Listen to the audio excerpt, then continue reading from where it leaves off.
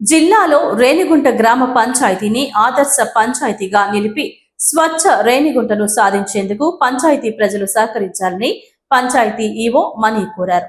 స్వచ్ఛ ఆంధ్ర స్వచ్ఛ దివాస్ కార్యక్రమంలో భాగంగా తడి చెత్త పొడి చెత్తపై గురువారం రేణిగుంట పంచాయతీ కార్యాలయంలో ఈవో సిటీ కేబుల్ ప్రతినిధితో మాట్లాడుతూ పంచాయతీలో స్వర్ణాంధ్ర స్వచ్ఛాంధ్రలో రేణిగుంట గ్రామ పంచాయతీకి సిబిఐడి కాలనీ వద్ద ఎస్డబ్ల్యూపిసి షెడ్ ఉన్నదని, దాని ద్వారా చెత్త నుండి సంపదను తయారు చేయుటకు ప్రజలందరూ సహకరించాలని అన్నారు. ప్రతి ఇంటి వద్దకు రోజు మార్చి రోజు గాని లేదా 2 రోజులకు ఒకసారి ఉదయం 6 గంటల పైన చెత్త బండి రావడం జరుగుతుందని, ప్రజలందరూ తడి చెత్త పొడి చెత్త హానికరమైన చెత్తను ఇంటి వద్దనే వేరు చేసి అందజేయాలని అన్నారు.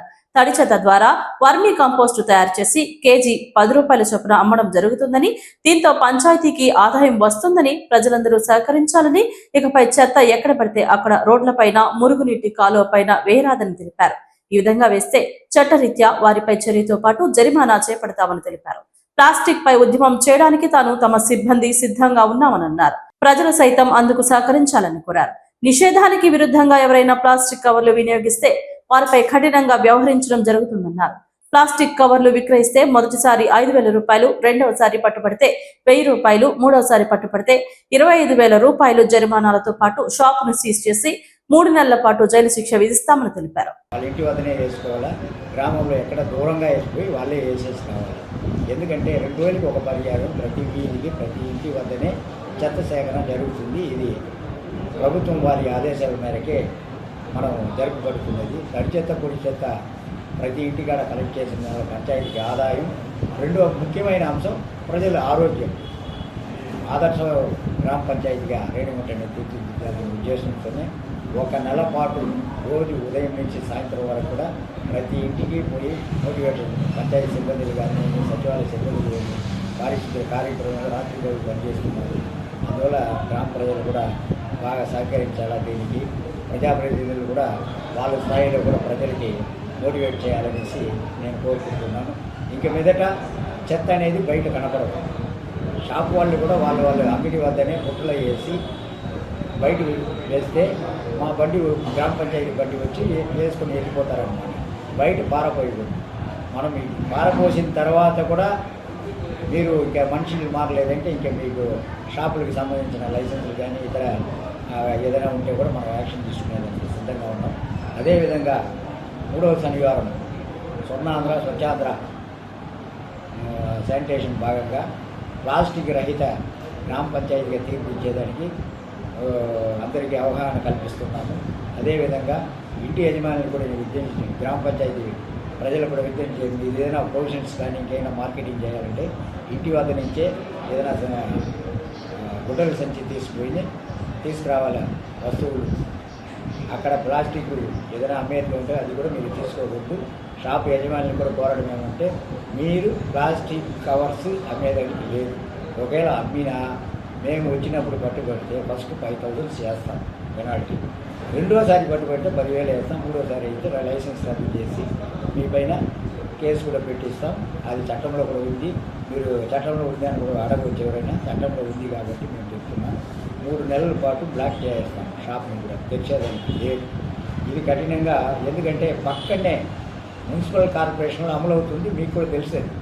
వాళ్ళు కూడా క్యారీ బ్యాగ్ ఇస్తారు. అంగిడి వాళ్ళు కూడా గుడ్డ సంచి ఇస్తారు, లేకపోతే పేపర్ కవర్ ఇస్తూ ఉంటారు. మీకు అందరికీ తెలుసు. మనం దగ్గరే ఉంటాం కాబట్టి కలెక్టర్ వాళ్ళంతా కూడా విజిట్ చేస్తూ ఉంటారు.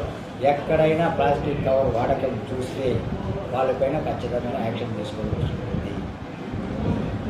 రెండవది, హోటల్ యజమానులు కూడా కొందరు మైక్రాన్ పేపర్లు వేస్తున్నారు ప్లేట్ల పైన. అది కరెక్ట్ కాదు. మైక్రాన్ అయితే యూజ్ చేయవద్దు. ప్లాస్టిక్ పేపర్లు యూజ్ చేయవద్దు. అట్టి ఆకులే వేయాలి.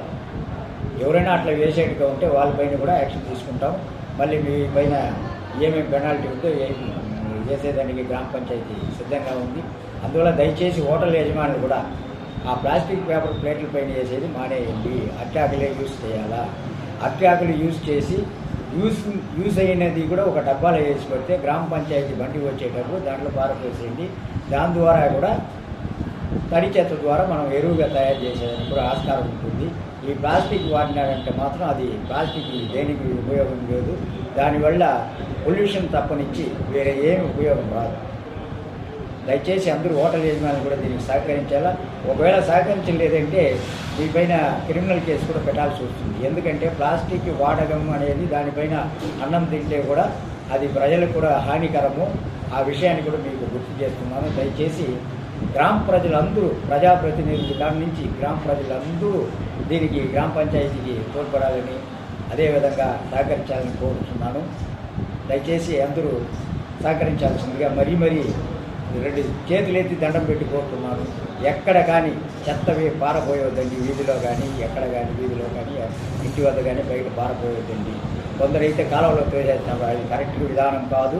ఒకవేళ పారపోస్తే ఆ కాలువ తీసిన మట్టి మీ ఇంటి వద్దనే ఉంటుంది.